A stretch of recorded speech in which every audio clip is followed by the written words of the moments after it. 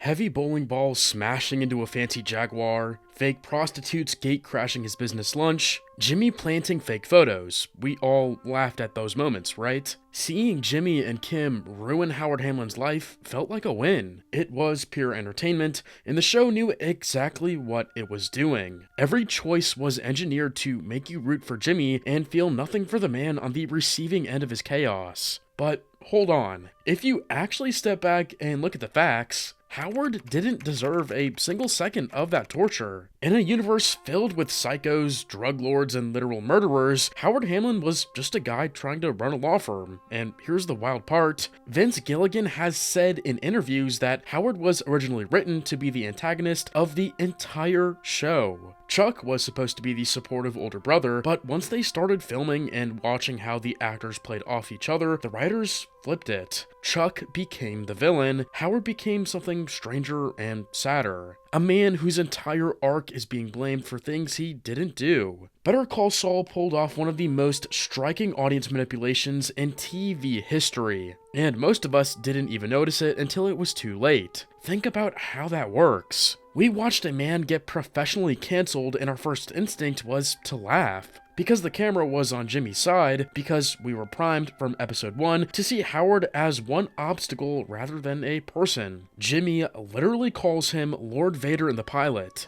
Where's Lord Vader? That nickname does most of the work. The show plants the suit, the hair, the espresso, the corner office, and lets us fill in the rest. Rewinding the tape to season 1, the creators perfectly framed Howard to look like the ultimate enemy. He embodies that one toxic corporate boss we've all dealt with. And because we see everything from Jimmy's point of view, the hatred feels completely justified. Jimmy is struggling to survive in the back of a tiny nail salon, while Howard is sipping expensive espresso in a massive, shiny boardroom. That visual contrast alone is doing heavy lifting. Poverty versus privilege, every single shot. The tipping point happens right after Jimmy passes the bar exam, which, by the way, took him 10 years of correspondence school to pull off. Jimmy proudly presents his hard-earned law degree in the HHM mailroom, expecting a hero's welcome. Instead, Howard barges in coldly, asks everyone to leave, and drops the worst possible line. Let's reassess in 6 months. Thanks for understanding, Jimmy. Brutal. He shuts Jimmy down and eats his slice of cake. Classic villain move, right? Because here's what we find out later. Howard didn't just tolerate Jimmy, he genuinely liked him. While Jimmy was working in the HHM mailroom, Howard gave him an affectionate nickname, Charlie Hustle. a nod to his relentless work ethic, and Howard saw Jimmy's unconventional personality as an actual asset to the firm. He wanted to hire him. The only reason Jimmy got rejected was because his own brother Chuck secretly went behind his back and ordered Howard to block the hire. He absorbed all of Jimmy's pure hatred and all of our disrespect just to protect Chuck's relationship with his brother. He didn't even get credit for it. He couldn't. That was the whole point. Howard willingly played the bad guy, so Chuck wouldn't have to. And it gets worse. After Jimmy fails to land at HHM, Howard quietly puts in a good word for him at Davis and Maine, the firm partnering on the Sandpiper case. He literally helps Jimmy get a partner track position at another firm and then never tells him. Years of being the public face of someone else's secret and not a single thank you. And how does Chuck repay this insane level of loyalty? By trying to destroy the firm in a massive lawsuit. If this were Walter White or Gus Fring, they'd have hired the cartel or planted a car bomb to deal with a business rival. But Howard isn't a cartel guy. Howard is just a normal guy. So he goes into crippling debt and pays Chuck's severance out of his own pocket, not the firm's, his own. He could have let the lawsuit play out, lawyered up, dug in, and let Chuck burn everything to the ground. Plenty of men in his position would have. Instead, he opened his own wallet and chose the version of this that hurt him the most, to keep his employees from losing their jobs. People who had nothing to do with the Hamlin-McGill feud. This is a man who had also, years earlier, quietly forgiven Kim Wexler's law school scholarship debt. Money the firm could have legally collected. He just let it go. He was a decent human being making painful choices and not expecting applause for them. But then Chuck dies in the house fire, and this is where the real nightmare kicks into gear. Sitting with Jimmy and Kim right after the funeral, Howard is wrecked. He comes to Jimmy and confesses that he believes he caused Chuck's death, having fired him just days before. I think he did what he did because of me. And so he starts therapy to deal with it. He doesn't run from the weight. Jimmy doesn't even spare him. He knows exactly what really happened because he's the one who pulled the malpractice scam, forging Mesa Verde documents to make Chuck look incompetent. That finally broke him. But Jimmy just sits back and lets Howard carry the entire weight of a man's death. Jimmy knows the truth, says nothing, and watches a good man eat poison meant for him, and doesn't even flinch. It's genuinely one of the most morally ugly things Jimmy McGill ever does, and he does a lot. There's a deep dive essay on the internet that compares Howard to a corporate Christ figure. Sounds unhinged at first, but the narrative beats actually kinda line up. In storytelling, the sacrificial lamb is the innocent character who absorbs and carries the sins of everybody else. This is exactly what Howard does throughout the entire show. He pays for Chuck's pride with his own money, absorbs the punishment for Chuck's deep-rooted hatred of Jimmy, swallows the lie that he drove a man to suicide, and treats it like his personal cross to carry. And here's the thing that makes it even more devastating. Howard actually does the work. No wallowing, no deflecting. He's in therapy doing genuine self-reflection at the exact same time Jimmy McGill is building an entire architecture of deception around his life.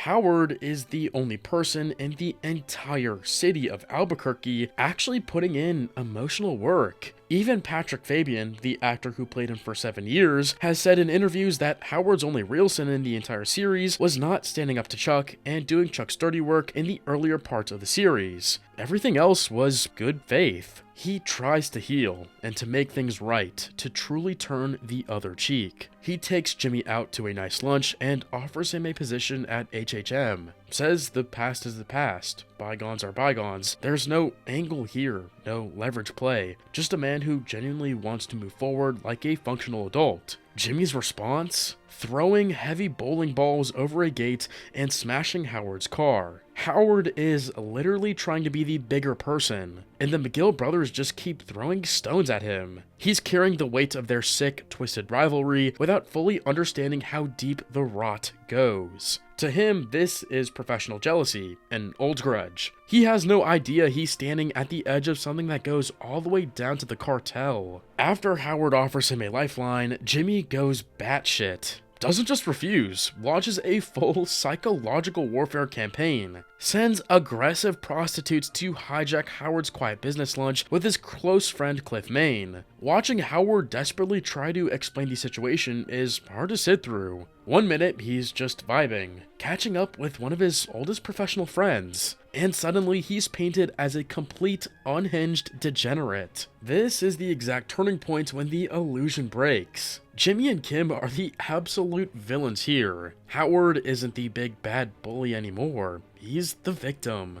They're torturing this guy purely for sport. They've engineered a situation where a man who offered them peace is being systematically dismantled. And for what? Money. A faster Sandpiper payout. That's it. That's the whole reason. Jimmy and Kim aren't operating in the normal, rational world anymore. They're operating on cartel logic, and they decide to completely, irredeemably destroy Howard's reputation. They drug him in secret. They hire a fake private investigator named Janadowski. They plant photos that appear to show Jimmy bribing the real mediator, Casimiro. They stage an entire fake intervention. A respected lawyer ends up looking like a paranoid, raving drug addict in front of the absolute highest tier of the legal community. His life's work, his father's pristine legacy, completely fried to a crisp over absolutely nothing. It's worth pausing here on what we're actually being asked to laugh at. Howard is so respected in the Albuquerque legal community that his rival Richard Schweikart later says on the record,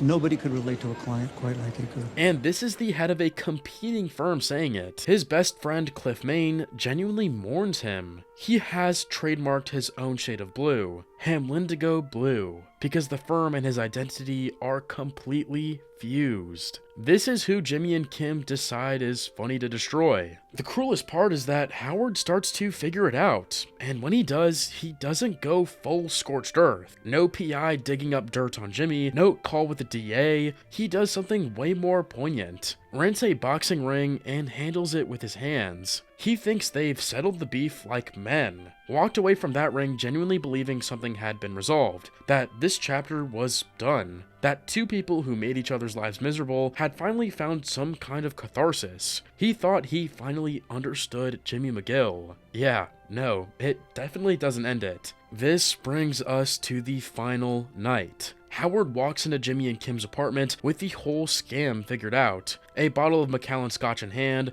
sarcastically congratulating them on their victory. He knows Janadowski's phone is disconnected. He's pieced together every layer of it, and notice what he is not doing. Not threatening them, not dangling evidence over their heads for leverage, not interested in destroying them the way they destroyed him. That would actually be kinda understandable. Most people would want blood at this point. Howard just walks in to ask them one question. Why? That's the tragedy compressed into a single moment. Howard Hamlin, armed with the full truth, standing in front of the people who ruined his reputation, and all he wants is an honest conversation. He came with a question, not a weapon. And then the normal corporate world violently crashes into the Better Call Saul cartel world. The candle on the coffee table flickers, the front door opens, Lalo Salamanca steps into the room, fresh from spending several days surveilling Gus Fring's laundromat. Howard has absolutely no idea what he just walked into. He tries to use HR de-escalation tactics on a literal cartel boss. Talks to Lalo like he's a trespassing issue that can be resolved with a calm professional tone. When Lalo says he just needs to talk to my lawyers, Howard sarcastically suggests he find better ones.